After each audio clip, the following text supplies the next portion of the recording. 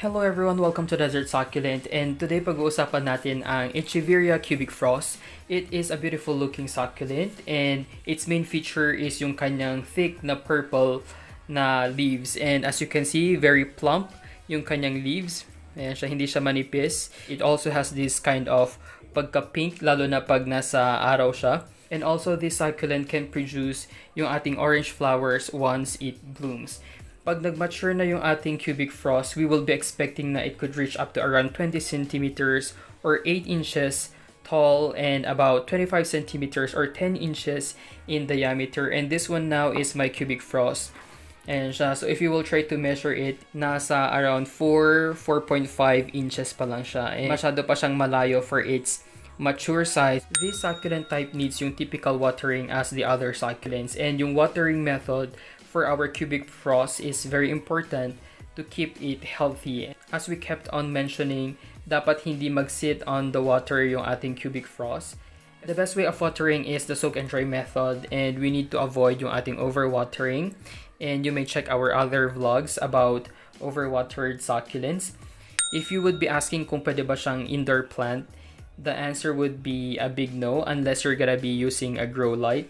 Kasi yung ating mga cubic frost, they need strong light. And when planting this succulent type in a garden, for example, we have to make sure that it gets sufficient sunlight. With regards dito sa ating succulent na ito, nandun siya sa isang area natin sa rooftop kung saan it is exposed to yung natural sunlight and even rain. So 24/7, nandun lang siya, hindi filtered sunlight, but it's a full sunlight and direct exposure. So, yung succulent na to, nag-start na siyang ma-stress. Ayan siya. So, may kita ninyo yung kanyang pagka-color. Ganyan yung natural color ng ating mga cubic frost. And I have here an example. Ito naman, this cubic frost is nasa isang bright shaded area siya kung saan sufficient yung kanyang sunlight na nare-receive. That's why hindi siya nag-etiolate. So, ganyan yung itsura niya. Yung kanyang leaves is medyo may pagka-greenish, which is being covered by this white powdery sa kanyang leaves, which is what we call yung ating farina. So, ganyan siya when it's not stressed. Let's try to have some side-by-side comparison. Ayan siya. So, you would really see na this one is nag-start na siyang maging colorful as compared to this one. Ayan siya. So, this one is also a cubic frost. It's the same as this one, but you would really see the big difference.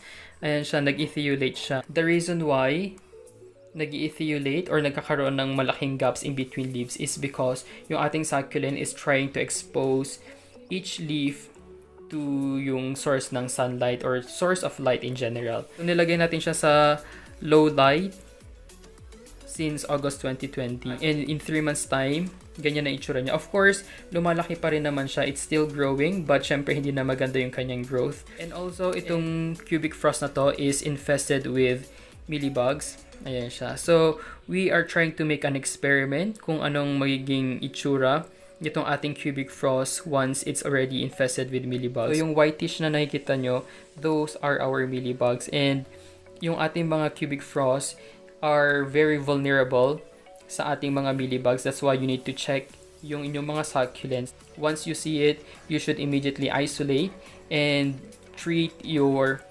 succulents or your cubic frost. Next is all about the propagation of our Echeveria cubic frost, and they can be easily propagated by leaves, through offsets, or through cuttings. And if you wish to make use of yung mga seeds, is not really highly recommended because it would really take a lot of time. Just imagine for this, it took 2 months, but ganyan pa lang yung growth niya. So, how much more if you will start from seeds? Let's try to propagate ito using yung ating leaf. So, it's the same thing. Let's try to have an example. Ayan siya. So, ganun lang yung kabilis. Tatanggal na siya agad. So, we will try to remove yung farina. And without its farina, it would look like this.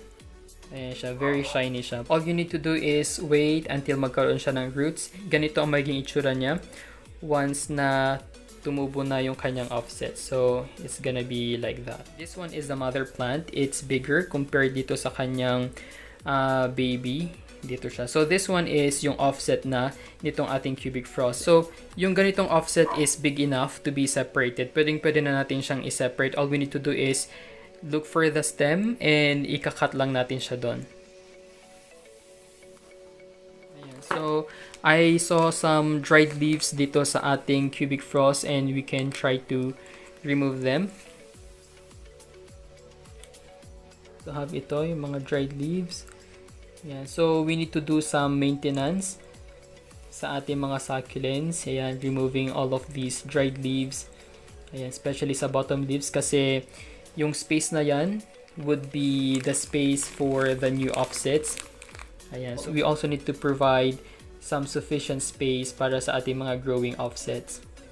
Lastly, I want to show you yung ating side-by-side comparison ng ating cubic frost and ng ating topsy-turvy kasi some people are confused sa itsura ng dalawa.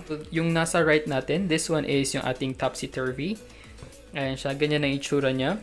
Yung kanyang color is more on the whitish part. Even this one is already stressed, pero ganyan lang yung color niya. It will not have another extra color, unlike for this one that it will turn into this purplish color.